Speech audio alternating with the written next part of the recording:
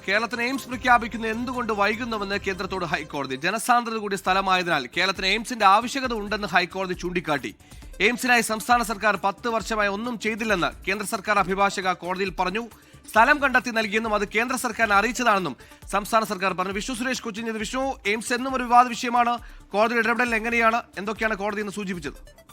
AIIMS സംരക്ഷണ സമിതി നൽകിയ ഹർജിയാണ് ഹൈക്കോടതിക്ക് മുമ്പാകെ ഇന്ന് വീണ്ടും വന്നത്. നേരത്തെ ഹർജി പരിഗണിച്ച ഘട്ടത്തിൽ ഈ സ്ഥലത്ത് നിലവിലുള്ള സ്ഥലത്ത് ഇത് സാധ്യതാ പഠനം നടത്താനാകുമോ എന്ന കാര്യത്തിൽ സംസ്ഥാന സർക്കാരും കേന്ദ്ര സർക്കാരിനോടും ഒക്കെ വിശദീകരണം സത്യവാങ്മൂലം നൽകാൻ ഹൈക്കോടതി പറഞ്ഞിരുന്നു. അതിന്റെ അടിസ്ഥാനത്തിൽ കേന്ദ്ര സർക്കാർ സത്യവാങ്മൂലം നൽകി.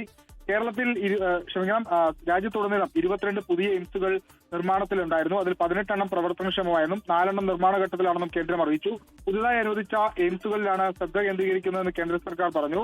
അതുകൊണ്ട് തന്നെ കേന്ദ്ര സർക്കാർ നയപരമായ തീരുമാനമെടുത്തെങ്കിൽ മാത്രമേ സാധ്യതാ പഠനം നടത്താനാകൂ എന്നുള്ളതാണ് കേന്ദ്ര സർക്കാരിന്റെ ഈ വിഷയത്തിലുള്ള നിലപാട്. കോടതി പക്ഷേ വളരെ സ്ട്രിക്റ്റ് ആയിട്ടുള്ള ഒരു നിലപാട് തന്നെ ഈ വിഷയത്തിൽ സ്വീകരിക്കുന്നുണ്ട്. കേരളത്തിൽ എയിംസിന്റെ ആവശ്യകത ഉണ്ട് എന്ന നിലപാടാണ് കോടതി സ്വീകരിക്കുന്നത്. ജനസാന്ദ്രത കൂടിയ സ്ഥലമാണ്, പക്ഷേ എന്തുകൊണ്ട് വൈകുന്നു എന്ന ചോദ്യം നിലവിൽ കേന്ദ്രത്തിനോട് കോടതി ചോദിച്ചിട്ടുണ്ട്. അതോടൊപ്പം തന്നെ ഈ 22 എയിംസുകൾക്ക് അനുവദിച്ച ഏത് മാനദണ്ഡത്തിലാണ് അനുമതി നൽകിയത് എങ്കിൽ അതിന്റെ കാര്യം ആ മാനദണ്ഡം വിശദമാക്കാൻ കോടതി ആവശ്യപ്പെട്ടിട്ടുണ്ട്. കേന്ദ്ര സർക്കാർ അതുമായി ബന്ധപ്പെട്ടുള്ള സത്യവാങ്മൂലം നൽകണം. എയിംസിനായി സംസ്ഥാന സർക്കാരിനെതിരെ ചില വിമർശനങ്ങളും ചില പരാതികളും കേന്ദ്ര സർക്കാർ ഉന്നയിക്കുന്നുണ്ട്. 2016 പദ്ധതി മുന്നോട്ട് വെച്ചത്. പക്ഷേ 10 വർഷമായിട്ടും സംസ്ഥാന സർക്കാർ അതുമായി ബന്ധപ്പെട്ടുള്ള നടപടികളൊന്നും സ്വീകരിച്ചില്ല എന്നാണ് നിലവിൽ കേന്ദ്ര സർക്കാർ പറഞ്ഞത്. പക്ഷേ ആ വാദം സംസ്ഥാന സർക്കാർ തള്ളിക്കളഞ്ഞു. ആ സ്ഥലം കണ്ടെത്തി നൽകി. പലതവണ ഇതുമായി ബന്ധപ്പെട്ട് കേന്ദ്ര സർക്കാരിന് മുഖ്യമന്ത്രി അടക്കമുള്ള ആളുകൾ കത്തയച്ചിട്ടുണ്ട്.